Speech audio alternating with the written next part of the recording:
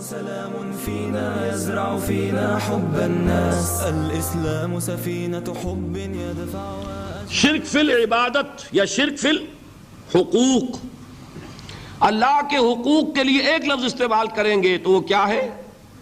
عبادت۔ وَمَا خَلَقْتُ الْجِنَّ وَالْإِنسَ إِلَّا لِيَعْبُدُونَ، میں نے جنوں اور انسانوں کو پیدا ہی اس لیے کیا کہ میری عبادت کریں۔ اب عبادت میں شرک اگر ہوگا تو یہ شرک کی تیسری قسم ہو جائے گی۔ عبادت میں شرک سے مراد کیا ہے اس کو سمجھیے۔ یہ میں پہلے بیان کر چکا ہوں عبادت کسے کہتے ہیں۔ عبادت کے دو جز سمجھ لیجئے، جیسے ایک میرا یہ جسم ہے، ایک اس میں روح ہے۔ روح نظر نہیں آتی، نظر جسم آتا ہے، لیکن اس جسم کا سارا وجود اس روح سے ہے۔ چلیے روح کو چھوڑیں، جان کیا اب کس بلا کا نام ہے؟ کسی کو نظر آئی آج تک؟ لیکن یہ جان ہی ہے جو اس جسم کو قائم رکھے ہوئے۔ اسی طرح عبادت کا ایک جسم ہے، ایک جان ہے۔ جسم کیا ہے؟ اطاعت، اللہ کی بندگی، ہمہ تن بندگی، ہمہ وجوہ بندگی، ہمہ وقت بندگی، یہ تو بیان کر چکا نا۔ اور روح کیا ہے؟ محبت، اللہ کی محبت۔ اطاعت جبر سے کی جاتی ہے تو وہ عبادت نہیں کہلاتی۔ انگریز کی اطاعت ہم کرتے تھے نا، لیکن کیا عبادت کرتے تھے؟ بات سمجھ میں آئی؟ اطاعت تو کر رہے تھے، عبادت نہیں۔ عبادت اس اطاعت کو کہتے ہیں جو کسی ہستی کی محبت سے سرشار ہو کر ہمہ وقت، ہمہ تن، ہمہ وجوہ کی جائے۔ تو جسد ظاہری کیا ہے عبادت کا؟ اطاعت۔ اور روح کیا ہے؟ محبت۔ اب ان دونوں کے اعتبار سے شرک کیا ہے، توحید کیا ہے، اس کو سمجھ لیجئے۔ اور یہ ہیں وہ چیزیں جو میں نے عرض کیا تھا کہ بالکل الجبرا کے فارمولوں کی طرح کی بات ہے۔ اطاعت میں توحید کیا ہے کہ مطاع مطلق صرف اللہ، ٹھیک؟ باقی ساری اطاعتیں اللہ کی اطاعت کے تابع۔ نفی نہیں ہے، والدین کی اطاعت کرو، لیکن جہاں والدین حکم دیں اللہ کے حکم کے خلاف، بات ختم، اطاعت نہیں ہوگی۔ بیوی شوہر کی اطاعت کرے، آپ اولو الامر کی اطاعت کریں، شاگرد استاد کی اطاعت کرے، مرید پیر کی اطاعت کرے، لیکن کیا پیر کو یہ بھی حق ہے کہ اللہ کے کسی حکم کو منسوخ کر دے؟ رسول کے کسی حکم پر اپنے حکم کو ور کرے، بالا تر رکھے؟ سمجھ میں آ گیا؟ اصول کیا ہے کہ اطاعت مطلق، unconditional, unlimited obedience is due only to Allah. All the other obediences are limited by His injunctions. اس کو حضور نے کیسے بیان کیا؟ لا طاعت لمخلوق فی معصیت الخالق۔ مخلوق میں سے کسی کی اطاعت نہیں ہوگی جس میں خالق کی معصیت لازم آ رہی ہو۔ جہاں اللہ کا کوئی حکم نہیں ہے آپ میرا حکم مان لیجئے، یہ شرک نہیں ہوگا۔ جہاں اللہ کا حکم ہے اس کے خلاف میں حکم دوں اور آپ مان لیں تو یہ شرک ہو جائے گا۔ بات سمجھ میں آ گئی کہ نہیں؟ اب اس کو اپلائی کیجئے۔ ایپلیکیشن بالکل انڈیویجول لیول پر کیجئے۔ پہلے اللہ کا حکم کیا ہے؟ فجر کا وقت ہو گیا، نماز پڑھو۔ نفس کا حکم کیا ہے؟ سو۔ آپ نے اطاعت کی نفس کی، آپ کا مطاع کون ہوا؟ نفس۔ اور اللہ کی معصیت میں ہوا کہ اس کے حکم کے تابع ہوا، تو آپ کا نفس کیا بن گیا؟ آپ کا خدا، معبود۔ یا غلطی ہے اس میں کوئی؟ اس شرک کو پہچانیے ذرا، کون بچے گا؟ اب بات سمجھ رہے؟ اگر تو وہ فارمولہ صحیح ہے تو پھر یہ اپلائی ہو گیا.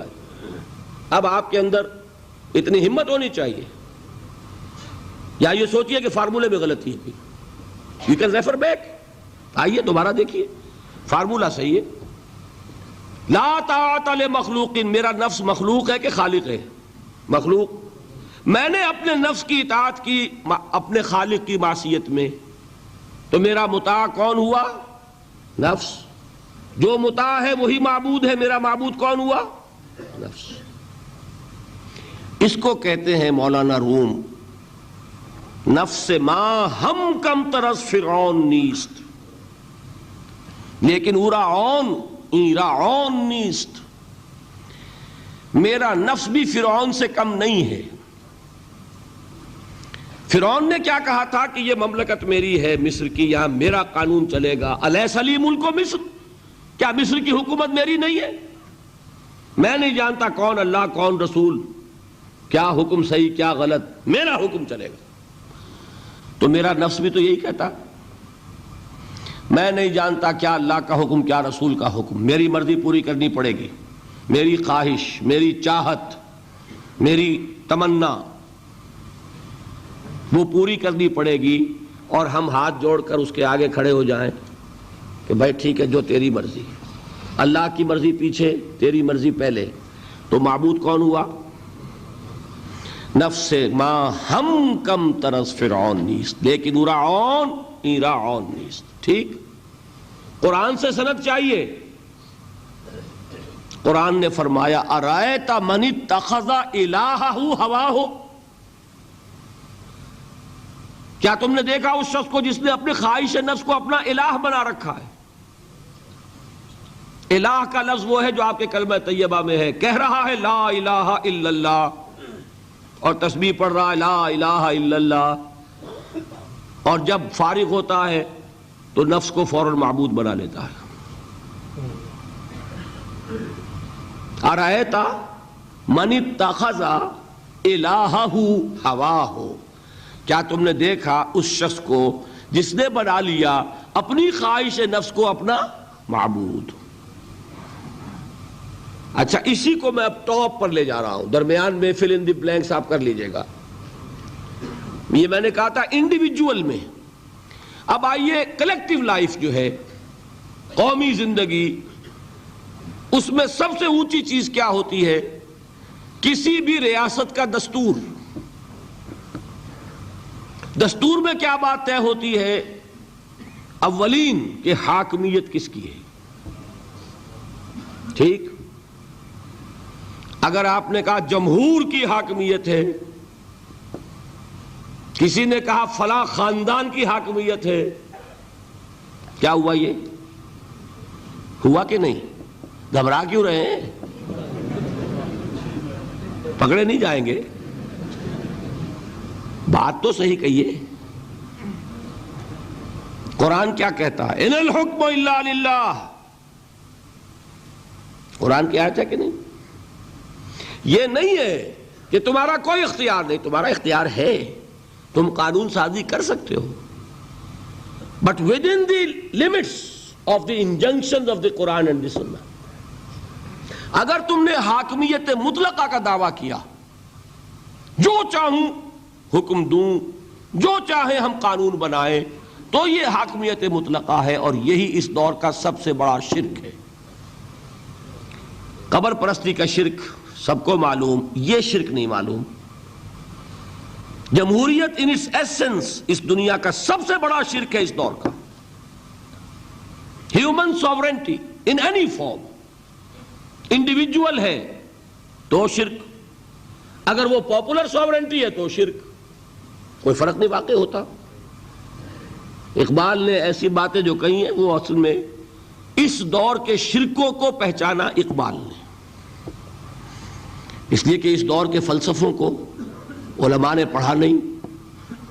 وہ سطحی طور پر جو الفاظ ہیں ان سے کچھ بات سمجھ لیتے ہیں, گہرائی میں اتر کر فلسفہ کیا ہے, حاکمیت کسے کہتے ہیں, جمہوریت کسے کہتے ہیں. جمہوریت is popular sovereignty, know limits. جو بھی لیجسلیٹو اتھارٹی ہے عوام کے نمائندے جو قانون چاہے بنائیں، وہ ہم جنسی کو جائز کرنا چاہے اختیار ہے، دو مردوں کو میاں بیوی کی حیثیت سے لائسنس دیں رہنے کے لیے، لیگل لائسنس جائز ہے، قانون ان کا مرضی ہے جو چاہے بنائے. They don't accept any limitation to their legislative authority. We are sovereign. کیا مطلب؟ ہم جو چاہے قانون بنائیں. یہی تو شرک ہے. کیا کہا اقبال نے؟ ہم نے خود شاہی کو پہنایا ہے جمہوری لباس، جب ذرا آدم ہوا ہے خود شناس و خود نگر. ابلیس کا ایک چیلا کہتا ہے کیوں گھبراتے ہو جمہوریت جمہوریت سے؟ وہی بادشاہی ہے، ہم نے اس کو جمہوری لباس پہنا دیا ہے. پہلے ایک آدمی بادشاہ ہوتا تھا، ایک ہوتا تھا فرعون، اب ساری قوم فرعون ہے. وہ فرعون کہتا تھا نا کہ میں جو چاہوں قانون بناؤں. I don't accept any limitation to my authority. Well, I am the sovereign. آج عوام کہتے ہیں. فرق کیا ہو گیا؟ میں نے کہا تھا نا کہ 2 ٹن گندگی تھی، وہ ایک کے سر پہ رکھی ہوئی تھی، آپ نے ماشا ماشا سب کو بانٹ دی، تو گندگی رہے گی، شرک تو شرک رہے گا. کوئی فرق نہیں نوعیت کے اعتبار سے. ہاں بادشاہت بھی ہو سکتی ہے جائز، اگر بادشاہ خود اللہ کا بندہ ہے، اللہ کے احکام کا پابند ہے اور اللہ کے احکام کو نافذ کر رہا ہو. داؤد بادشاہ تھے کہ نہیں؟ سلیمان بادشاہ تھے کہ نہیں؟ جمہوریت بھی ہو سکتی ہے جائز، بشرطے کہ جمہور یہ تسلیم کر لیں کانسٹیٹیوشن میں کہ ہمارا اختیار محدود ہے اللہ اور اس کے رسول کے احکام سے. اب وہ اسلامی جمہوریت ہو جائے گی. اسلامی بادشاہت تھی داؤد کی اور سلیمان کی. اسلامی جمہوریت اللہ کرے کہ واقعتاً حقیقتاً کسی ملک میں قائم ہو جائے، آج تک تو ہے نہیں، لیکن یہ کہ ہو جائے تو وہ اس دور کا تقاضا ہے. لیکن یہ کہ اگر ہے وہ بات کہ حاکمیت مطلقہ ہے عوام کی، تو گویا کہ عوام نے خدائی کا دعویٰ کیا. سروری زیبا فقط اس ذات بے ہمتا کو ہے، حکمراں ہے ایک وہی باقی بتان آزری. جو کوئی بھی حاکمیت کا مدعی ہے وہ آزر کا تراشا ہوا ایک بت ہے، وہ فرد ہو یا عوام ہو، قوم ہو. ہاں اللہ کو حاکم مطلق مان کر اس کے احکام کے اندر باہمی مشورے سے ایک نظام چلانا، یہ ہوگا صحیح اسلامی نظام. سمجھ میں آئی بات؟ اب آئیے دوسری چیز، محبت میں توحید کیا ہے؟ توحید فی المحبہ. یہاں بھی محبت کی نفی نہیں ہے. شوہر بیوی سے محبت کرے، بیوی شوہر سے محبت کرے، والدین اولاد سے کریں، اولاد والدین سے کرے، لیکن اللہ کی محبت سب سے بالا تر.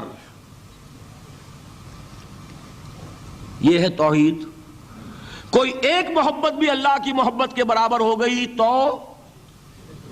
شرک، اور کوئی محبت اللہ کی محبت سے اونچی ہو گئی تو اب شرک سے اوپر کوئی لفظ ہمارے پاس ہے نہیں. میں نے کہا تھا نا کہ یہ تو ہماری زبان کی محدودیت ہے، ورنہ تو وہ شرک سے اوپر کا کوئی لفظ ہونا چاہیے نا. برابر ہو گئی تو شرک ہے. ہاں ساری محبت اللہ کی محبت کے تابع. توحید کیا ہے؟ والذین آمنوا اشد حبا للہ. اشد، اہل ایمان وہ ہے جو اللہ کی محبت میں سب سے شدید ہے. یہ نہیں وطن سے محبت کرو کوئی حرج نہیں، گھر سے محبت کرو کوئی حرج نہیں، بیٹے سے کرو، اولاد سے کرو، مال سے کرو، کوئی حرج نہیں، لیکن مال کی محبت اللہ کی محبت کے برابر نہ ہو جائے یا اس سے اوپر نہ ہو جائے. اولاد کی محبت اللہ کی محبت سے اوپر نہ چلی جائے. وطن کی محبت، قوم کی محبت اللہ کی محبت سے اوپر نہ چلی جائے. جو محبت بھی اللہ کی محبت کے برابر ہوئی یا اوپر گئی، یہ شرک فی المحبت. اور محبت روح ہے عبادت کی، تو یہ کیا ہے؟ شرک فی العبادت. فارمولہ ہے نا. اب اپلائی کیجئے ذرا.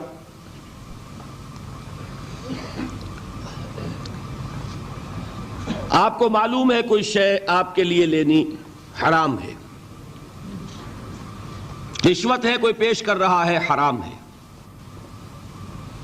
لیکن مال کی محبت کے ہاتھوں مجبور ہو کر آپ نے لے لی. محبوب تر کون ہے, اللہ یا مال؟ نہیں, اس معاملے میں کون ہے؟ وہ تو مال ہے نا.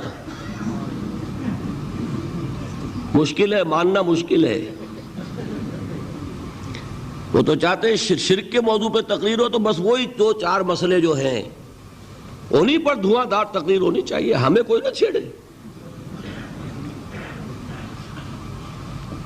براہیمی نظر پیدا مگر مشکل سے ہوتی ہے, ہوس چھپ چھپ کے سینوں میں بنا لیتی ہے تصویریں. باہر کے بت آپ توڑ دیں گے, یہ اندر جو بت خانہ آباد ہے اسے کون توڑے گا؟ مال محبوب تر ہو گیا اللہ سے تو آپ کا معبود حقیقتاً کون ہے؟ مال. آپ کو کیا کہا جانا چاہیے؟ زر پرست. دعویٰ کیا ہے؟ خدا پرستی کا. حقیقت میں ہے زر پرست. اور اگر دلیل چاہیے تو حضور کا فرمان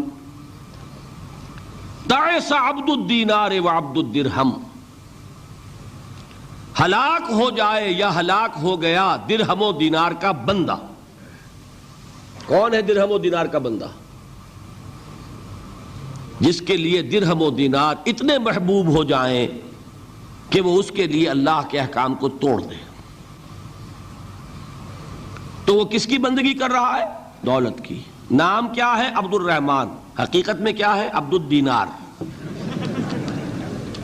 نام تو رکھنا آسان ہے, ماں باپ نے رکھ دیا. یہ محمد فرما رہے ہیں صلی اللہ علیہ وسلم, عبد الدینار و عبد الدرہم. درہم و دینار کا بندہ, لفظ عبد. ٹھیک ہے, اب اپنا جائزہ لے لیجئے, اللہ تعالی ہمیں توفیق دے کہ ہم اپنے اندر جھانکیں کہ شرک کون کون سے ہیں, کہاں کہاں ہیں. ہم چھپ چھپ کے سینوں میں بنا لیتی ہے تصویریں.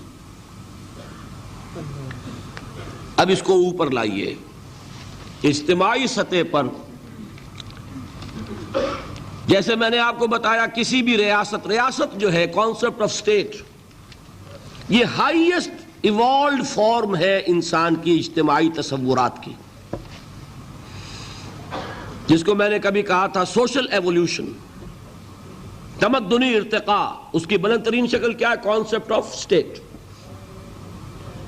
اس میں 2 چیزیں بنیادی ہیں, ایک حاکمیت کا تصور, حاکمیت کس کی ہے, اور دوسرے اس میں رہنے والوں کو باہم جوڑنے والی شے کون سی ہے, انہیں ایک قوم بنانے والی شے کون سی ہے, ایک نیشن.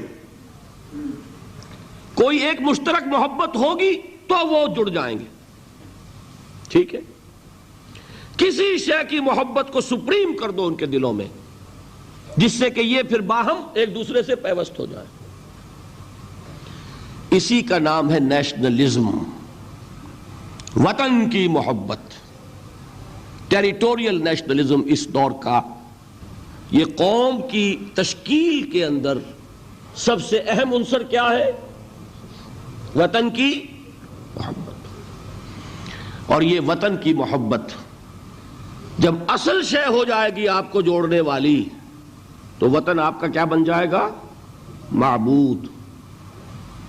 وطنیت جو ایک سیاسی کانسیپٹ ہے, اس کے اعتبار سے اس دور کا سب سے بڑا شرک. یہ بات ذرا آسانی سے سمجھ میں آنے والی نہیں.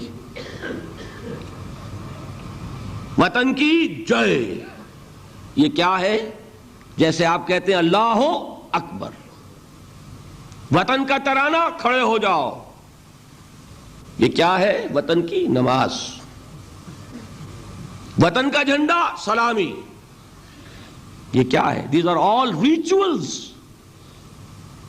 اس معبود کے لیے مراسم عبودیت یہ ہے. وطن کی محبت ہر چیز سے بالا. یہی تو ہے شرک. سب سے بالا محبت کس کی ہونی چاہیے؟ لیکن یہ بھی میں عرض کروں گا, حضور کی حدیث مجھے نہیں معلوم کہ اس کا سند کا درجہ کیا ہے, عام طور پر بیان ہوتی ہے حب الوطن من الایمان. وطن کی محبت ایمان کا ایک تقاضا ہے. حدیث ہے یا نہیں ہے, اس بات کو میں صحیح سمجھتا ہوں. انسان کی فطرت کا تقاضا جہاں رہتا ہے اس سے محبت ہوتی ہے، گھر سے محبت ہوتی ہے، شہر سے ہوتی ہے، ملک سے ہوتی ہے. لیکن جہاں یہ محبت قومیت کی تشکیل کر رہی ہو وہاں در حقیقت یہ ہر شے سے بالا تر ہوتی ہے، تبھی تو قومیت کی تشکیل ہوگی. یہ کانسیپٹ جو ہے یہ مشرکانہ کانسیپٹ ہے، اس کو بھی پہچانا علامہ اقبال نے. اس دور میں اور ہے، جام اور ہے، جم اور، ساقی نے بنا کی رویش لطف و ستم اور، تہذیب کے آزر نے ترشوائے صنم اور، مسلم نے بھی تعمیر کیا اپنا حرم اور، ان تازہ خداؤں میں بڑا سب سے وطن ہے، جو پیرہن اس کا ہے وہ مذہب کا کفن ہے. نظارہ دیری نہ زمانے کو دکھا دے، اے مصطفی خاک میں اس بت کو ملا دے. اور فرمان نبوت میں وطن اور ہی کچھ ہے، گفتار سیاست میں وطن اور ہی کچھ ہے. وطن کی محبت میں حرج نہیں ہے، وطن کی محبت سپریم ہو جائے تو حرج ہے. اللہ کی محبت کے تابع رہے کوئی حرج نہیں. یہی فرق ہے سارا توحید کا اور شرک کا. اولاد کی محبت اللہ کی محبت سے بالا ہو گئی، اولاد آپ کا معبود ہے، تابع ہوئی کوئی حرج نہیں، کرو محبت. یہ دوسرا فارمولہ ہے. اب تیسری چیزیں بہت مختصر ہیں. عبادت کی ایک روح بتائی حضور نے، لب لباب کہیے اس کا، وہ کیا ہے؟ دعا. الدعاء مخ العبادہ، الدعاء هو العبادہ. حضور کی یہ دو احادیث بہت سادہ، بہت مختصر. دعا ہی عبادت کا جوہر ہے. مخ کہتے ہیں ہڈی کے اندر جو گودا ہوتا ہے وہ مخ ہے. گودا جو ہے عبادت کا وہ کیا ہے؟ دعا. توحید فی الدعا کیا ہے؟ صرف اللہ کو پکارا جائے گا. اور شرک فی الدعا، جس کو بھی پکاریں گے آپ مدد کے لیے اس کو آپ نے معبود بنایا ہے، کسے باشد. یہ مسئلہ سمجھ لیجئے. لا تدعو مع اللہ احدا، اللہ کے ساتھ کسی کو مت پکارو. حضور نے فرمایا کہ جوتی کا تسمہ بھی مانگنا ہو تو اللہ سے مانگو. اللہ نے تو دروازہ کھولا ہوا ہے، جو چاہو مانگو، کسی اور سے مت مانگو. دیکھیے ایک علمی مسئلے اور ہوتے ہیں. یہ جو روحانیات کا معاملہ ہے، عالم ارواح میں کیا صورت ہے، ارواح صرف کہیں اللہ کے پاس کسی کولڈ سٹوریج میں ہے یا اس کا اس دنیا سے بھی کوئی تعلق ہے، یہ علمی مسائل ہیں. فرض کیجئے اس وقت کوئی ارواح یہاں موجود ہو، فرض کیجئے، میں اس کا انکار نہیں کروں گا، ہو سکتا ہے کہ ہو سکتا ہے کوئی روحانیت والا شخص بتا بھی دے کہ ہاں فلاں کی روح موجود ہے، ہوگی بھائی، اسے نظر آتی ہوگی، ٹھیک ہے. یہ بھی ہو سکتا ہے کہ کوئی شیطان جن ہو اور وہ دھوکہ دے رہا ہو کہ میں فلاں کی روح ہوں، ہو سکتا ہے کہ نہیں. لیکن یہ بھی ہو سکتا ہے، وہ بھی ہو سکتا ہے. مجھے اس سے بحث نہیں. مجھے جس سے بحث ہے وہ یہ ہے کہ مجھے پکارنے کی اجازت نہیں ہے. ہوا کرے، کسی کی روح موجود ہوا کرے، مجھے میرے رب کی اجازت نہیں ہے کہ میں اسے پکاروں. مدد مانگوں گا اللہ سے، دعا کروں گا اللہ سے، استغاثہ کروں گا اللہ سے، تکلیف کے لیے دہائی دوں گا اللہ کی. اب اللہ جس سے چاہے کروا دے، کسی روح کو بھیج دے، کسی فرشتے کو بھیج دے. مجھے کیا ہے؟ مجھے آم کھانے ہیں، پیڑ نہیں گننے. فلاں روح نے آگے کام کر دیا، کرے بھائی، میرا کام بننا چاہیے. اور فرشتہ آ گیا، اس نے کام بنا دیا، کرے، مجھے کیا غرض ہے اس سے، میرا کام بننا چاہیے. میرا مسئلہ یہ ہے کہ مجھے پکارنا ہے صرف اللہ. اللہ کو اس کی بھی قدرت ہے، کسی کو نہ بھیجے، نہ کسی روح کو بھیجے، نہ ملائکہ کو بھیجے، بغیر کسی کے جو چاہے کر دے. اللہ کا مرضی ہے، وہ چاہے کسی روح کو بھیج دے، کسی فرشتے کو بھیج دے. مجھے اس سے غرض ہی کوئی نہیں. مجھے تو اپنی تکلیف کا دور ہونا مطلوب ہے، اس کے لیے میں پکاروں گا. سمجھ رہے؟ دیکھیے میں سادہ ترین کر رہا ہوں مسئلہ. عبد القادر جیلانی کی روح یہاں ہے یا نہیں؟ حضور کی روح انور یہاں ہے یا نہیں، یہ تو علمی مسئلہ ہو گیا نا. یہ فرشتے یہاں ہیں کہ نہیں، کوئی اختلاف ہے؟ میں پکار سکتا ہوں اسے کہ بھائی ذرا میرا کام کر دینا. یہ کروں گا تو شرک. موجود ہیں کرامن کاتبین ہے کہ نہیں؟ موجود ہونا نہ ہونا یہ مسئلہ علمی. جو اصل میں شرک سے متعلق مسئلہ ہے وہ یہ ہے کہ پکارنے کی اجازت نہیں. دیکھیے حضور کی ایک حدیث ہے اور یہ ایک ہمارے لیے خوشخبری ہے. آج 8واں دن ہے آپ اپنی نیند کی قربانی دے رہے ہیں، آ رہے ہیں، سن رہے ہیں. یہ حدیث بھی سن لیجئے، بشارت والی حدیث ہے. مجتمع قوم فی بیت من بیوت اللہ، نہیں جمع ہوتے کچھ لوگ اللہ کے گھروں میں سے کسی گھر میں. اس کا مصداق اول تو مسجد ہوگی، لیکن تقریباً تمام محدثین نے مانا ہے کہ صرف مسجد تک محدود نہیں ہے، سب گھر اللہ کے ہیں. یہ جگہ کس کی ہے؟ تو عام ہے یہ چیز، لیکن مسجد کا ہوگا تو وہ مصداق اول ہو جائے گا. مجتمع قوم فی بیت من بیوت اللہ یتلون کتاب اللہ وَيَتَدَارَسُونَهُ بَيْنَهُمْ. کام کیا کر رہے ہوں کہ اللہ کی کتاب پڑھ رہے ہوں، وہ سمجھ رہے ہوں، سمجھا رہے ہوں. تو کیا ہوتا ہے؟ إِلَّا نَزَلَتْ عَلَيْهِمُ السَّكِينَةُ، ان پر اللہ کی طرف سے سکینت کا نزول ہوتا ہے. وَغَشِيَتْهُمُ الرَّحْمَةُ، رحمت خداوندی انہیں ڈھانپ لیتی ہے. وَحَفَّتْهُمُ الْمَلَائِكَةُ، فرشتے ان کے گرد گھیرا ڈال لیتے.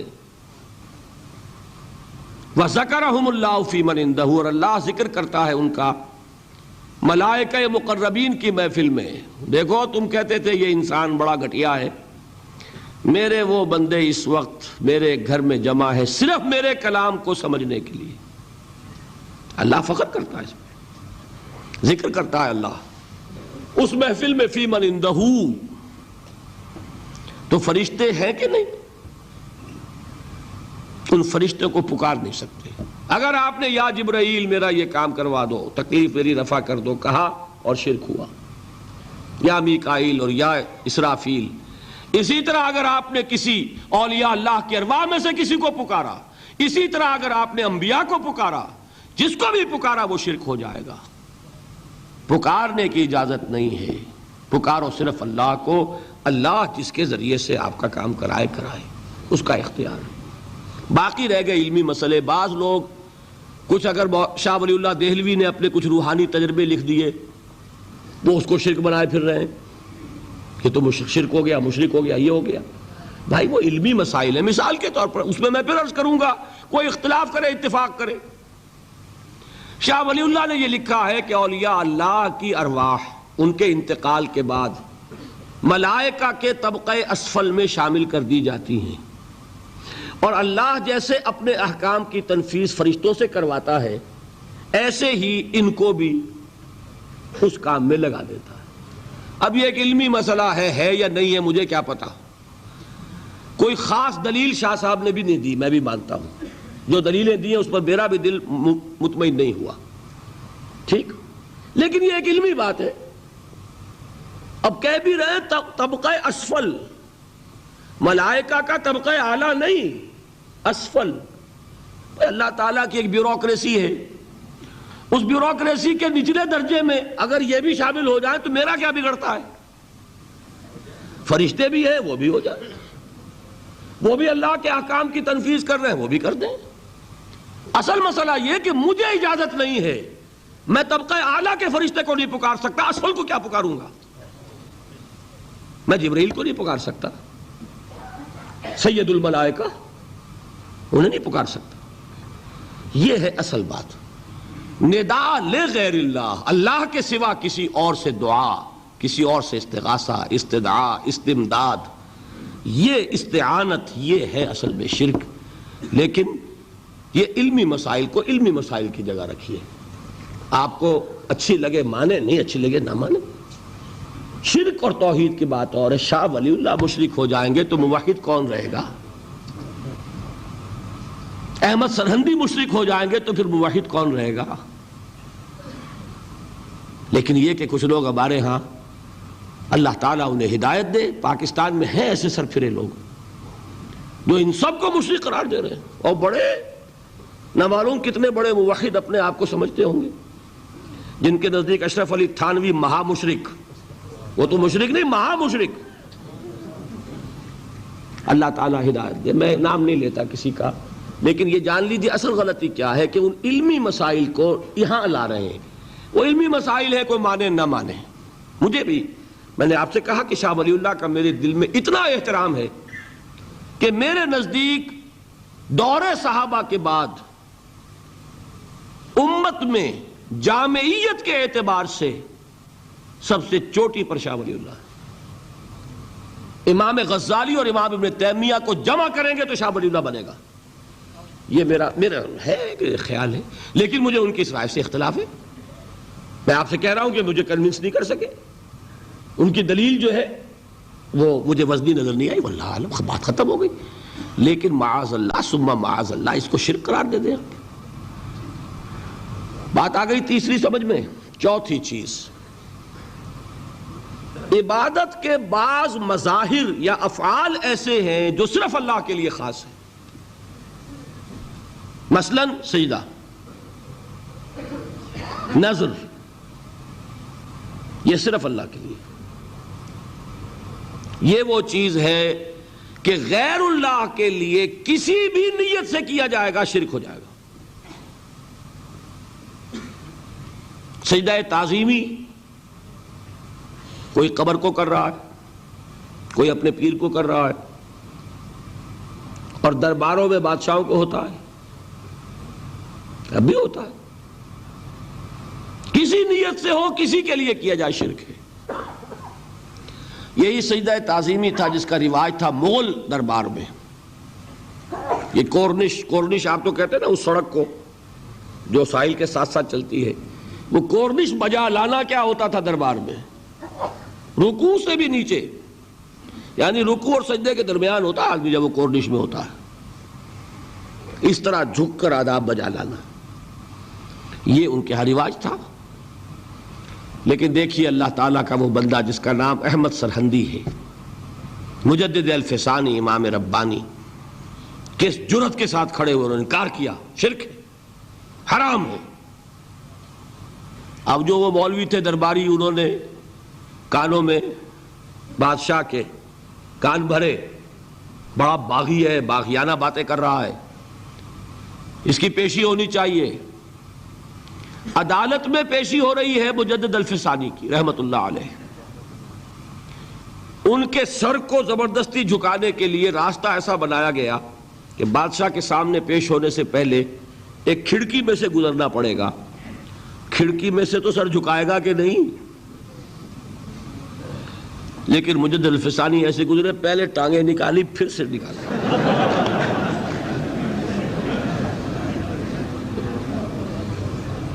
یہ کوئی کٹ ملا نہیں تھا، مجدد الفسانی۔ گردن نہ جھکی جس کی جہانگیر کے آگے، جس کے نفس گرم سے ہے گرمی احرار، وہ ہند میں سرمایہ ملت کا نگہباں، اللہ نے بر وقت کیا جس کو خبردار۔ حاضر ہوا میں شیخ مجدد کی لحد پر، وہ خاک کے ہے زیر فلک مطلع انوار۔ نہیں، گردن نہیں جھکے گی، سجدہ صرف اللہ کے لیے۔ بندہ مومن کی گردن کٹ سکتی ہے، جھک نہیں سکتی۔ کسی بھی نیت سے کسی بھی شخص کے لیے۔ ہمارے ہاں ویسے بزرگوں سے ملتے ہوئے ذرا جھک جانا، یہ تو ایک معاملہ اور ہے، ذرا سا آدمی اپنے آپ کو اپنی ان کی تعظیم کے لیے، لیکن یہ جان لیجئے کہ جھکنا بس تھوڑا سا ہی ہونا چاہیے۔ یہ 10 ڈگری سے زیادہ ہوا تو کام خراب ہو جائے گا۔ یہ اس سے زیادہ کا جھکنا جو ہے وہ کسی طور سے جائز نہیں ہے۔ سجدہ اور نذر یہ صرف اللہ کے لیے۔ یہ چوتھی چیز آئی عبادت میں۔ اب آخری چیز ہے سب سے کٹھن، سب سے مشکل۔ عبادت کی شرط قبولیت کیا ہے اللہ کے ہاں؟ بتائیں۔ اخلاص، اخلاص کی ضد کیا ہے؟ ریاکاری، ریاکاری کیا ہے؟ شرک۔ البتہ اس کے لیے حضور نے لفظ شرک خفی استعمال کیا ہے، اس لیے کہ یہ نیت کا معاملہ ہے، نظر نہیں آ رہا۔ کسی نے گردن جھکائی ہے تو نظر آ رہی ہے، کسی نے کسی کو پکارا اللہ کے سوا تو سن لیا آپ نے۔ یہ تو ہے نا وہ شرک کے جو جلی ہے۔ قبر کو سجدہ کیا نظر آ گیا، بادشاہ کو سجدہ کیا نظر آ گیا، آپ نے کسی کو دعا کی، کسی کو پکارا، سن لیا آپ نے۔ یہ شرک جو ہے یہ ہے وہ خفی جو نظر نہیں آتا۔ حدیث سنیے اور اس معیار پر اپنے آپ کو ناپیے اور دعا کیجئے اللہ تعالی ہمیں شرک سے بچائے۔ من صلی یرائی فقد اشرکا ومن صام یرائی فقد اشرکا ومن تصدق یرائی فقد اشرکا۔ جس شخص نے نماز پڑھی دکھاوے کے لیے اس نے شرک کیا، اور اس میں لفظ خفی بھی نہیں آیا ابھی یہاں، ٹھیک ہے؟ قد اشرکا، فعل ماضی پر قد کا مطلب ہوتا ہے یقینی بات، شک و شبہ ہے ہی نہیں۔ جس نے دکھاوے کے لیے نماز پڑھی اس نے شرک کیا، جس نے دکھاوے کے لیے روزہ رکھا وہ شرک کر چکا، جس نے دکھاوے کے لیے صدقہ اور خیرات کیا اس نے شرک کیا۔ بچیے شرک سے، اللہ بچائے۔ اس سے ذرا آگے آئیے، حضور فرماتے ہیں کہ اگر کوئی شخص نماز پڑھ رہا ہو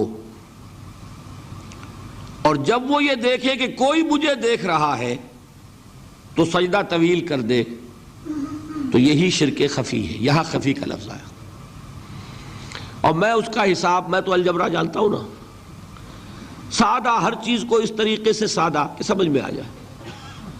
دیکھیے آپ نماز پڑھ رہے تھے جبکہ کوئی آپ کو نہیں دیکھ رہا، آپ کا سجدہ تھا فرض کیجئے 10 سیکنڈ کا، جب آپ نے دیکھا کہ کوئی دیکھ رہا ہے تو آپ نے کیا 15 سیکنڈ کا۔ یہ 5 سیکنڈ کس کے لیے ہیں؟ تو ایک سجدے کے 2 مسجود ہو گئے کہ نہیں؟ ایک سجدے میں 2 شامل ہیں۔ اب 10 سیکنڈ تھے اللہ کے لیے اور 5 سیکنڈ اس کو جسے آپ دکھا رہے ہیں، تو یہی شرک، شرک خفی ہے، نظر نہیں آتا، اس پر کسی مفتی کا فتویٰ نہیں چل سکتا، نظر نہیں آ رہا۔ لیکن جان لو جیسا کہ میں نے عرض کیا تھا، شرک خفی کو یہ نہ سمجھنا کہ شرک نہیں ہے۔ شرک نہ ہوتا تو حضور کبھی اس کے لیے لفظ شرک استعمال نہ کرتے۔ شرک تو ہے، یہی وہ شرک ہے جس کے بارے میں حضور نے فرمایا اس کا پہچاننا اور دیکھنا اتنا مشکل ہے جتنا کسی تاریک رات میں کسی سیاہ پتھر پر رینگتی ہوئی کسی سیاہ چیونٹی کو دیکھنا اتنا مشکل۔ تو اب شرک فی العبادت کی بات سمجھ میں آ گئی۔ شرک فی العبادت کا ایک جز کیا ہے؟ شرک فی الاطاعت، لا طاعت لمخلوق فی معصیت الخالق، جس کی اطاعت بھی اللہ کی اطاعت سے آزاد ہو کر لی گئی وہی معبود ہے۔ شرک فی المحبت، توحید فی المحبت کیا ہے؟ کہ اللہ کی محبت تمام محبتوں سے بالا ہو، جس کی محبت بھی اللہ کی محبت کے برابر ہو گئی یا اوپر ہو گئی وہ شرک ہے، وہ معبود ہے۔ وہ زر ہو، وہ وطن ہو، کچھ بھی ہو، وطن پرستی، زر پرستی، سب پرستشیں شرک ہے۔ نمبر 3، دعا صرف اللہ سے ہے، جس سے بھی پکاریں گے شرک ہو جائے۔ سجدہ نظر صرف اللہ کے لیے ہے، جس کے لیے بھی کریں گے شرک ہو جائے۔ اور عبادت صرف اللہ کے لیے ہے اخلاص کے ساتھ، اگر اس میں ریاکاری آ گئی تو یہ شرک ہوگا۔ یہ 5 ہو گئے شرک، جن کو جمع کر لیں تو یہ شرک فی الحقوق ہے، شرک فی الذات، شرک فی الصفات، شرک فی الحقوق۔ اب ایک مسئلہ اور سمجھ لیں، ایک سوال آپ کے ذہن میں پیدا ہونا چاہیے، نہیں ہوا تو اس کا مطلب ہے آپ کچھ نیم خوابیدہ ہیں، اب سوئے ہوئے ہیں کچھ۔ وہ یہ کہ اگر یہ ساری چیزیں شرک ہیں تو پھر گناہ کس چیز کا نام ہے؟ رشوت لی شرک، کیونکہ حرام شے مال محبوب تر ہے، اللہ سے شرک ہو گیا۔ ایک نماز چھوڑ دی شرک، اس لیے کہ نفس کا حکم مانا اللہ کا نہیں مانا، شرک ہو گیا۔ تو بھائی پھر وہ گناہ کون سے جو اللہ نے کہا میں بخش دوں گا؟ یہ سوال ہے کہ نہیں؟ اور اسی سے ایک نہایت اہم مسئلہ حل ہو جائے گا، بہت اہم مسئلہ ہے جو ہمارے ہاں بڑی تلخی کا موجب بنا ہوا ہے۔ یہ سب چیزیں اپنی اصل کے اعتبار سے شرک ہیں، لیکن اس کے کرنے والے کو مشرک نہیں کہیں گے، بلکہ یہ چیز اگر نیت میں آ جائے، شعوری طور پر ہو جائے، اس کو استقامت ہو جائے تو شرک بن جائے گا۔ غیر شعوری طور پر ہو رہا ہے، بے سمجھے بوجھے ہو رہا ہے، اس کو اس طریقے سے سمجھا ہی نہیں ہے تو وہ گناہ ہے۔ لیکن یہ کہ تل کے اوٹ میں پہاڑ ہے، اس کو جب آپ کو دکھایا جائے گا کہ دیکھو بھائی اس کے اندر شرک مضمر ہے، اس میں شرک چھپا ہوا ہے، یہ شرک ہی کا مظہر ہے، تو وہ بات شاید سمجھ میں آئے، پھر بھی آپ کریں گے تو وہ شرک ہو جائے گا۔ غیر شعوری طور پر، غیر ارادی طور پر، نہ سمجھے ہوئے اگر کام ہو رہا ہے تو وہ گناہ ہوگا، ورنہ وہ شرک ہو جائے گا۔ دوسری بات یہ کہ جس کس میں ایسی کوئی چیز دیکھ لی، آپ نے کہا مشرک ہے تو مرتد کافر، نہ اس کے پیچھے نماز ہوگی، اور پھر آگے بڑھ جائیں تو وہ تو پھر واجب القتل ہے، مرتد ہے، واجب القتل ہے۔ کہ وہی جو حماقت خوارج نے کی تھی، ہمارے ہاں کچھ لوگ جذبات میں آ کر ایسی ہی حماقتیں کرتے ہیں۔ اس کا حل کیا ہے اسے بھی سمجھ لیں۔ دیکھیے، جو بچہ الف بیتے پڑھ رہا ہے اسے بھی آپ کہتے ہیں طالب علم، ٹھیک، علم حاصل کر رہا ہے۔ اگر اس نے الف بیتے پڑھ لی تو کیا آپ اسے عالم کہیں گے؟ عالم آپ کہتے ہیں اس وقت جب کہ علم کی ایک مقدار جمع ہو گئی ہو، تب عالم کہلائے گا۔ ویسے الف بیتے بھی علم ہے، کون کہے گا وہ علم نہیں ہے؟ علم کی ماں وہ ہے، علم کی جڑ وہ ہے، لیکن عالم جس نے الف بیتے پڑھ لی کیا وہ عالم ہو گیا؟ نہیں۔ اسی طریقے سے شرک کی ایک خاص حد، خاص مقدار جمع ہو جائے گی تو شخص مشرک کہلائے گا، ورنہ ان انڈیویجول چیزوں کو شرک تو کہیں گے آپ، یہ شرک ہے، لیکن یہ نہیں کہ جس نے اس کا ارتکاب کیا وہ مشرک۔ یہ ہے ہمارے ہاں کہ جو لوگ ایک دوسرے پر فتوے بازی میں بہت جلدی کر جاتے ہیں، چونکہ وہ یہ کر رہا ہے لہٰذا وہ مشرک کے پیچھے نماز نہیں ہوگی، اب وہ مسجدیں علیحدہ، اور ایک جو ہے اصلاح کا دروازہ بند، اس لیے کہ تفریق ہو گئی مستقل۔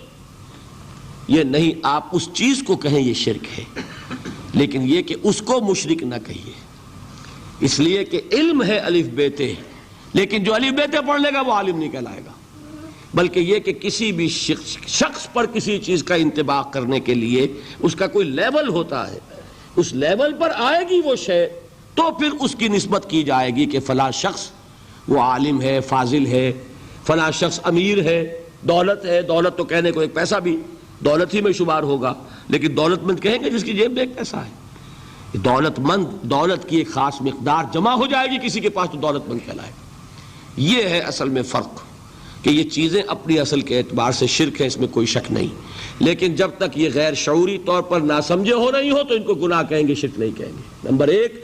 نمبر دو یہ کہ ان چیزوں کو آپ سمجھائیں کہ بھائی یہ شرک ہے، لیکن اگر کوئی لوگ ناسمجھی میں، اپنے مغالطے میں اگر ان کا ارتکاب کر رہے ہیں، ان کو مشرک کہہ کر اور ان سے علیحدگی اور تعلق منقطع اور یہ سارا جو ہے رشتے وہ ختم، یہ معاملہ ہے جس نے ہمارے ہاں نہایت تلخی گھول دی ہے دینی حلقوں کے مابین، جس سے کہ اصلاح کے دروازے بند ہوتے چلے جاتے ہیں، زدم زدہ آ جاتی ہے، پھر تعصب اور عصبیت آ جاتی ہے۔